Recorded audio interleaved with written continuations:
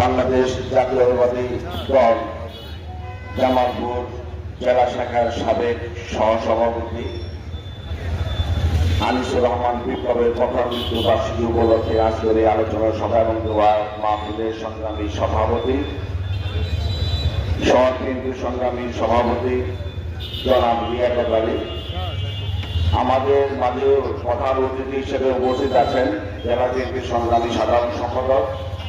ময়মনসিংহ বিভাগীয় সহ সাংগঠনিক সম্পাদক, জামালপুর পৌরসভার সাবেক মেয়র, জাতীয়তাবাদী দল জামালপুর শহর শাখার সাবেক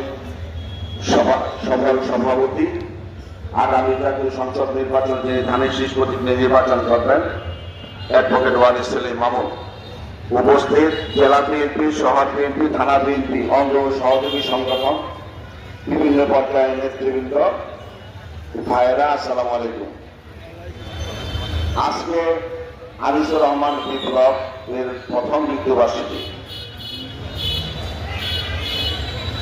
আমরা রাজনীতি শুরু করি, নেতৃত্ব রাজনীতি তো শুরু করেছিলাম সে অনেক আগে থেকেই, কিন্তু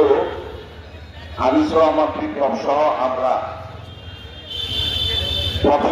একদম প্রথম যে